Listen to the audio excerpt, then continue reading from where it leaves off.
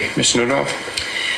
Your Honor, the state intends to introduce that exhibit, not publish it for the jury with this witness, simply that it was located in the defendant's vehicle. I believe that there would be testimony regarding that letter, both through Jason Mingle and Jenna Van de Zan, which sets out sort of a argument that occurred between, or a discussion that occurred between Jenna Van de Zan and Jason Mingle, which then led to a conversation between the defendant and Jenna Van de Zan, where she decided then to write a letter. My understanding is Mr. Mingle provided that letter to the defendant. I believe it's like within March 20th to March 21st, very close in time to the date of the incident in question. I believe it's certainly relevant. I'm not publishing it at this point. I think the relevance will come out after Mr. Mingle and Ms. Van de Zan testify. And we'll be objecting eventually to either Mr. Mingle testifying about it and or Ms. Van de Zan testifying about it. It's also, I don't know that just because their explanation doesn't say how it's relevant. What is it probative to? They have not said in any way what it's probative to of anything. It's two other people talking and discussing, Jason and Jenna. It's not relevant, as well as it's hearsay. All right, well, until I hear what their evidence is from Mr. Mingle and Ms. Van de Zan, I can't really make a ruling on that. If it relates to, again, the relationship issues, as I was thinking about this on the video from the Eau Claire City Police vehicles on the afternoon of March 22nd, Jason Mangles refers to it. We kind of have a situation, refers to a situation.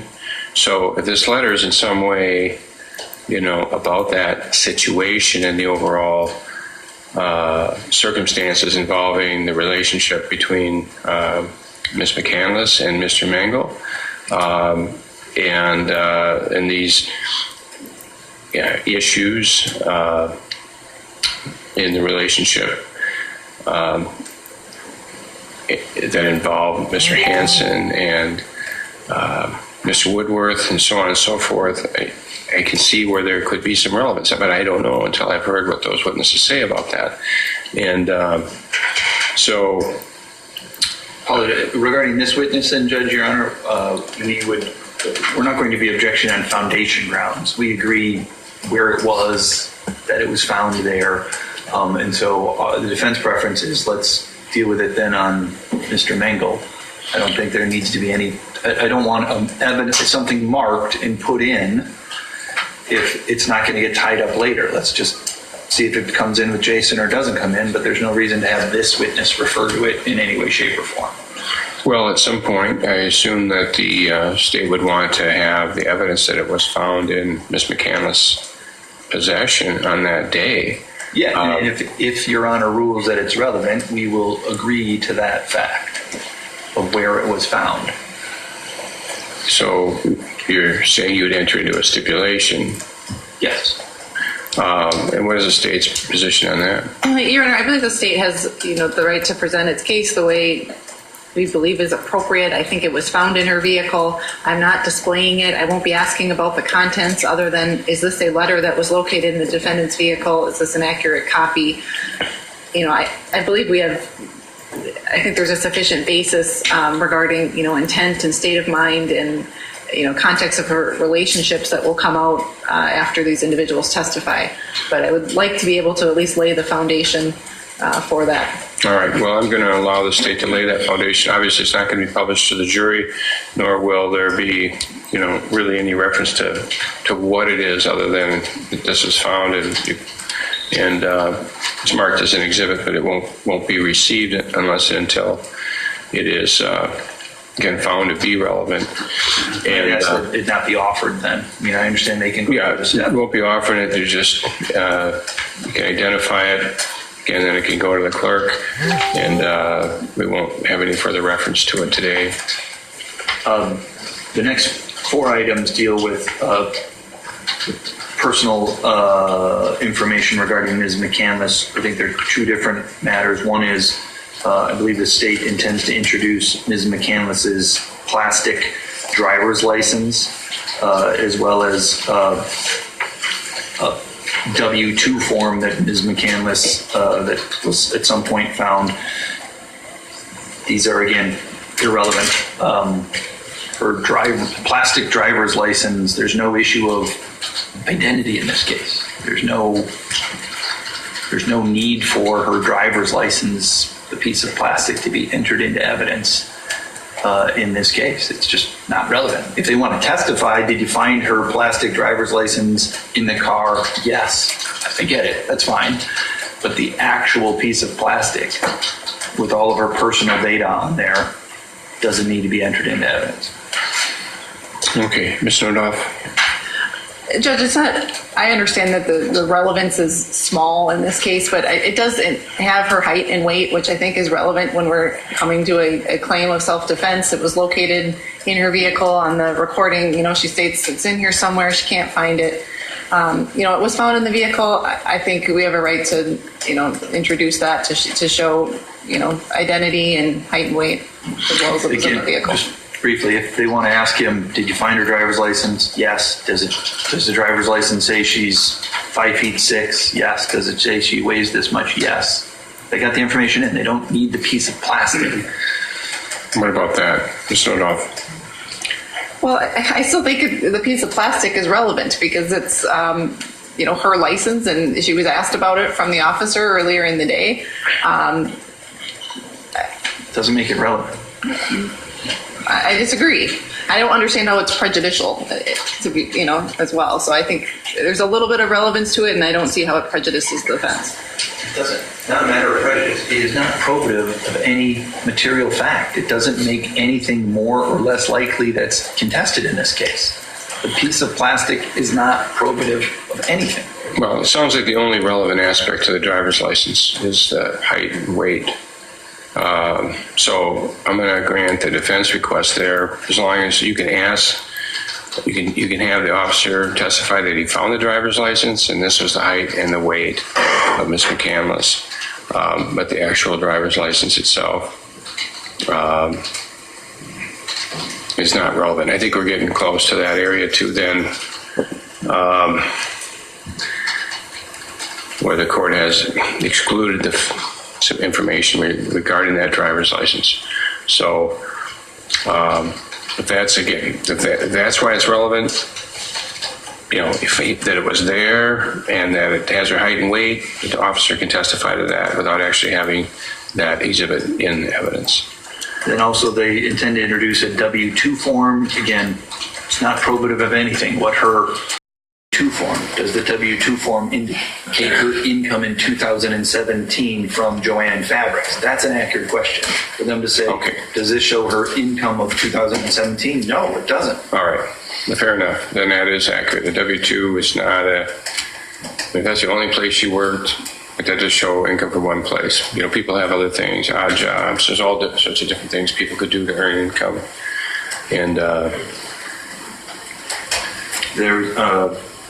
so moving on, I believe under the state intends to introduce what we've called a white journal and a blue journal of Ms. McCandless. It's my understanding that the state intends to introduce them but not talk about any of the contents in any way, shape, or form,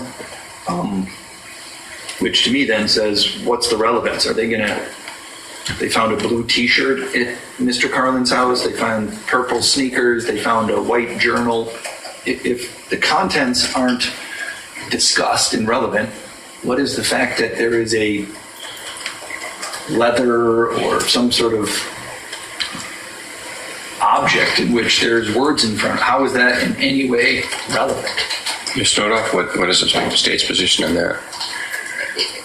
Your Honor, they can become relevant on cross-examination of the defendant and or rebuttal. And so it's just saving the witness having, to come testify. He, sees them, were they journals located in her belongings and putting them into evidence. I mean, I don't think I need to provide the state's theory of the case as far as rebuttal and cross-examination, but they may become relevant if and when the court or the state would intend to introduce them. We would take that up with Your Honor before doing so. All right, we'll treat those the same as the letters then. You can offer them, they're found. We're not going to go any further with them at this point in time. The defense would also have a discovery objection. You've never been provided with the contents of those journals. So I don't know that anyone's ever made a... Have you? I mean, They're in the photographs. All the pages are in four eyes. Jason Stalker's photos. He photographs every page in those journals. All right, again, they won't be offered today. They'll just be marked, and Deputy Stalker found them, seized them without anything further today, or until the relevance is shown. the state also intends to introduce a form, what I'm calling the name change information, court document regarding when Ms. McCandless legally changed her name. Again, that's not probative of anything here. She legally changed her name. The fact of when it happened is not probative of anything here. And is there any prejudicial concern there as far as that evidence? Well, before we even get to 90403, 90402 needs to be addressed, and 90402 says irrelevant evidence is inadmissible, regardless of whether it's prejudicial or not. There's no probative value. Well, we certainly have some concerns under 90403 as well, but the first issue is, how is it probative? Is the state's, and I believe Your Honor has already ruled, certainly regarding states' previous attempts to introduce evidence regarding opinions about gender identity, that those could not be admissible. I don't know if this goes along that same theory, but people change their names, especially women change their names. When they get married, their name gets changed often. Unfortunately, not as many men do that as perhaps should. I understand, Mr. Nelson. I've done many name changes sitting here. It's not probative of anything in this case. Okay, there's been testimony. First of all, there's testimony, the contact with her initially at Sipples, where she gives the name Monica, and the fireman thought it was a false name, and so on and so forth. A little confusion there. Frankly, I would think that would be something that would be helpful to the defense. I'm not sure why the state would be offering it. We did have Mr. Carlin testify yesterday that her name was Monica J. Carlin, and now it says her McCandless. Is there what would be the reason again for the introduction of that? What would be the relevance? Apology, just beforehand, we would agree if they just want to ask, did you do investigation to determine if Ms. McCandless previously was known as Monica Carlin? Yes. Was that her legal name, and was it changed from Monica Carlin to Ezra McCandless? Yes. That information can be elicited from the stand. We agree to that. It's the form itself that we're... Okay, Ms. Noto. Your Honor, it goes again to show ownership of the items there. I believe it's relevant given, indicating the previous name at Sipple's residence. That's it. All right. Well, I think that I don't see. Is there anything on the form other than just that it's a name change, or? I mean, sometimes the petitions for a name change, it has the reason the person's asking for the change, or is it simply the order that her name was changed? Simply it's a photograph of the birth certificate, and I would have a form as well to make sure it's confidential, kept in the record. Well, I think, again, I believe that the probative value is not great, maybe not necessary, but I don't see any unfair prejudice to the defendant, so I'm going to allow the state to introduce that evidence. Recording. They did introduce that and play that for Joe Shane, and it also includes all kinds of other information. They don't have a timestamp on that as to what this clip is. I object to the full transcript because there's all kinds of other hearsay from all kinds of other people. And I object to the partial transcript because because the tape's not played. The tape's never played. If they want to ask, that's just not how you use a different witness to impeach a witness. If they want to get Mr. Stalker up there and ask, did Joshane Charlin say the following? Blah, blah, blah, blah, blah. And Mr. Stalker says yes. If they get to do that, but the transcripts don't come in, the audio recording doesn't come in, that's not proper. Is the state introducing this evidence as prior inconsistent statements of Joshane Carlin? Is that? Yes, Your Honor. Only the lines contained in the document in front of you, the full recording as well as the transcript is for context, since these lines came from that recording, from the subsequent transcript that Jason Stalker reviewed and determined was accurate, and then that's how we get to these few lines. So you're not asking to play this recording to the jury? No, Your Honor. I'm simply requesting to publish these few lines from that transcript. And that's what you provided to the court would be from a page identified as DOJ 004443 with basically five lines of text. Yes, Your Honor. And again, it's our objection. First off, the witness on this exhibit, which I believe the state's going to mark as Exhibit 346B, it's not Jason Stalker that's asking the question. And so there's hearsay evidence from a different officer. It's Joshane Carlin's answer that they don't get to put in through the transcript, especially if they don't play the tape, and they didn't play the tape for Mr. Carlin. If they want to ask the witness, did Mr. Carlin say the following words? I understand they get to do that. Okay, but we're not talking about the whole transcript or the recording being published for the jury. That just be in the record, I guess, to support this. If there's a stipulation that this is what he said and that this was an accurate statement, maybe you can handle it that way. This redacted partial transcript then could be an exhibit, and if you're not challenging that it is accurate from that transcript. Now, on the evidentiary issue, it would seem to me that if Deputy Stalker observed the statement made by Joshane Carlin, the question just gives the answer context, and it's a statement, a prior inconsistent statement. If he witnessed that statement, I think that's an appropriate way to introduce that inconsistent statement. I understand they get to do it, and whoever heard him say that, and I trust Mr. Stalker is going to say he heard Joshane Carlin say these words, and they get to do that on the stand, but the transcript doesn't come in. There's no legal basis to put the transcript in, especially when it's a transcript of an audio recording that's not in evidence. They're not putting the audio recording into evidence for this portion. They're trying to put the entire thing into evidence, and they're not playing it for the jury. So how does a transcript of a piece of evidence that's not put in, what's the manner in which they put that in? What's the admissibility basis? Mr. O'Donnell? Your Honor, if the problem is if they'll agree that that page 34 is accurate, then I agree. I don't believe that the audio recording and the full transcript is needed. But I do believe if they're not, then it's needed to show the accuracy of page 34.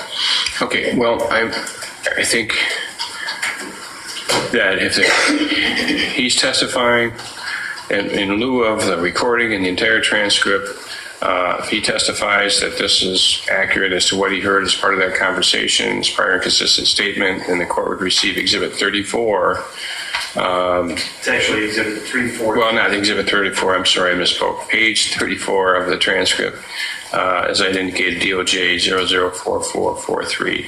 It'll have to be marked as an exhibit, obviously, but the court will receive it marked as an exhibit if the testimony is to that extent. If there's a dispute about whether this is accurate, then I guess we'll have to, listen to the recording and go through that outside the presence of the jury. But frankly, I think there's some danger in that. Is there information contained in that recording that was already ruled that couldn't come in? Yes, sir. Lay opinions, 3 or 4 by Mr. Carlin? Yes. We're not agreeing, but we're also not contesting. And so I understand Okay. Your Honor's ruling. All right, it's not a stipulation, but again, if there's no opposition to this coming in when it's offered, Other than the then- opposition we've already made. well, yes, your objection is noted for the record, but again, if this is the prior and consistent statement the state is offering, and they can do it this way. And do you want this back to have this marked? Yes, please. Those are the only objections that I have regarding pieces of evidence with Mr. Stalker. I don't know if the state has anything else to bring up with Mr. Stalker. Just to be clear, the defense is not requiring the full transcript or the recording to be put into evidence in order We're to. objecting to that, correct. Okay, so I will just move forward with this one. All right. As far as Mr. Stalker, he did call me this morning that he has a very sore throat and a hoarse voice.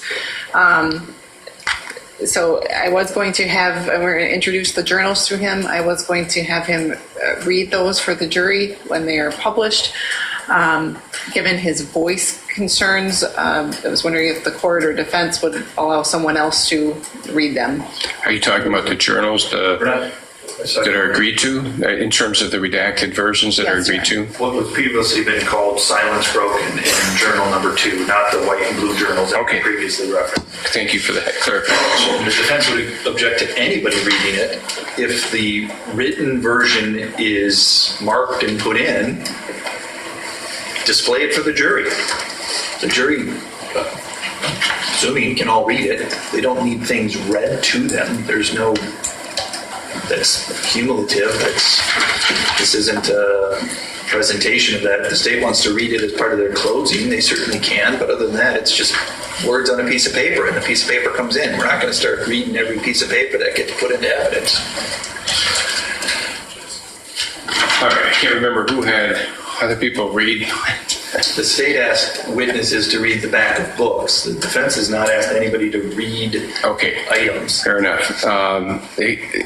The exhibits can come in. We don't have to have investigator Stalker read them. We can publish them up on the screen and give the jury an opportunity to read them, and when they've read them, we'll leave it up there until everybody's had a chance to read them. And I would have no objection if they want to make 13 copies and pass them out so everyone has an individual copy in there if that's a more efficient way for them to read them. I don't. Okay, For you, Judge, that's what we'll do. that will work as well. Okay. And frankly, I think, and I just want to add to that, another thought is that I think it would be better to do it that way rather than to have someone forensically present this and then put emphasis in certain parts in the way that it's presented. I think as a written form, you can read it, and you don't have to have somebody perform it, so to speak. Okay. The judge on the silence broken, I'm holding it up now.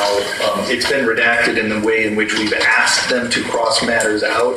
I would now be asking that instead of having black lines across the first page, let's just delete that portion and have it start on the next page where it said you can have Ezra McCandless silence broken when it started, and then let's just go to making the mask fit. There's no reason that the jury needs to essentially get circumstantial evidence that there has been matters that have been excluded. They don't need to see the portion that's crossed out when it's such a large chunk on the page. They can just, in the digital world, they can now just print out the copy of which the content is. They don't need to see that things have been crossed out. Any problem with that? Judge, I do think it's taking, I mean, my recommendation would be just to inform the jury, the parties both agree there's certain portions that are not relevant. Those have been excluded. The relevant portions are now available. All right, and that's the way I think I'm going to allow that to happen, and I will tell the jury that they are not to speculate, that parties agree that what is redacted is irrelevant, inadmissible, and they should not, speculate as to what that might be. So, Understood. okay. I believe that's on Mr. Stalker. Mr. Vang is their second witness, and I believe there's some matters that they'll want to take up with Mr. Vang, whether we do that now or whether we do that after Mr. Stalker. My only request about doing it now is it involves the playing of the recording, and so that might be something that I'll just defer to Your Honor. You want to take that up now or later? Well, how long do you anticipate the testimony of Investigator Stalker? If we can get, if it's going to be short, then I hate to give the jury, have them go back out so quick. Mine won't be very long. And then, okay, so how long is the recording with Officer Vane? My understanding is the state intends to call Officer Vang. They intend to elicit statements that Ms. McCandless made to Mr. Vang. There is a recording of that conversation at the Eau Claire Police Department. The recording lasts 55 minutes. There are several stretches during that recording where there's just 5 to 10 minutes, and I'm just it's very of Ms. McCandless just sitting alone in a room. And so if we're looking for efficiency, I could have Mr. Maxey go and watch it now and try to at least put timestamps so we don't have to sit here while somebody just sits alone unless the state wants to play the whole thing. I'm just trying to be efficient. I know the state has some other objections to my playing of the tape, and so I know that they have objections under the rule of completeness. But those are the issues. Well, what is the state intending to present? Again, I have no idea what the evidence is. Judge, my intention, because of, as has been stated, efficiency is to just elicit testimony about the information that the defendant provided to Officer Vang and not play the 55-minute video. It was defense who suggested that they are going to play the entire video, and I think that there are a couple issues. It's a 55-minute video, which is going to take up a lot of time to cover information that I've already elicited during direct examination. I haven't reviewed the video and noted specific instances of areas that can or cannot come in because I was not intending to play the video. And I think defense counsel would agree they haven't done that either, to note certain portions which may be inadmissible or which may be a waste of time because they're just the defendant sitting in a room by herself, not being interviewed, not providing any statements. I think just because the state intends to introduce information that is admissible about that interview doesn't open the door for the entirety of the interview to be played. And I'm referring specifically to State versus Eugenio. That is 2019 with second 391 to 1998 case, specifically paragraph. And I'd be happy to task Mr. Maxey with watching it to try to find out the times where there's no content provided, that there's no words that are provided, and so we can take those out. But I don't want to. She's in the room crying. My interpretation is she's in the room crying. I don't know if Your Honor thinks that that's part of the context. I can't tell you right now because I don't know what Mr. Vang is going to testify about, right? Until Mr. Vang has testified and said what he's going to say, and I'm not in a position to respond to say, yeah, this is how this goes in towards that. And so we might need to take a break after he testifies. Is there a witness ready right after Deputy Stalker other than Officer Vang? No, Judge. Then I guess it would just seem that rather than to spend and have the jury sit out for an hour while you're doing that, just to play portions of the video. I think that would keep things moving better than to spend a whole lot of time going through. You've listened to it, Mr. Nelson, correct? Yes. And Mr. Hahn, have you listened to the whole thing? Yes. Is there anything in the video that the state believes is inadmissible or unfairly prejudicial to the state? I can't point to anything, Judge, with the caveat that I intended to introduce the testimony, not the entire video, so I didn't take specific note of different areas, but there's nothing that comes to mind. I've watched it a number of times over the last couple of days. Just so it's clear for the record, there's a recording that has been provided to us, and there's 4 different clips The first clip is 55 minutes, and that clip is the clip that we're talking about. After that 55 minutes, there are additional recordings of Ms. McCandless in the room with Mr. Mangle, Ms. McCandless in the room with Mr. Vang again, Ms. McCandless in the room with victim witness. So the whole recording is about 3 hours long. And so we're already saying, look, we'll just do the first 55 minutes where she's interviewed about the John Hanson matter. All right. Well, given the overall picture here and the time that's going by, I think we're going to spend more time arguing about it. I'm just saying that 55-minute clip can be played. It's not going to be transcribed by the reporter. If you want to have Mr. Maxey look at it while we're taking up Deputy Stalker to limit how much the defense wants to play, I'd appreciate you doing that. If you just give me a moment, I'll go and All right, why don't you go ahead and do that, and then I'd like to get the jury going. Judge, I think While before, we're doing that, Ms. McCandless has asked to use the restroom, so she could do that. Okay, then we'll take a brief recess, and then... Judge, there is one more quick issue on that topic. There is personal information that's included. I think some telephone numbers, so perhaps Mr. Maxey can look for those and pull those portions as well. agreed. Okay.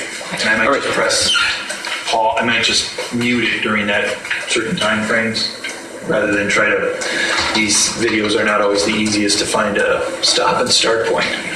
All right, well, and you may want to... Well, just be careful about those phone numbers, okay? Yes. All right, we'll take a recess for 10 minutes.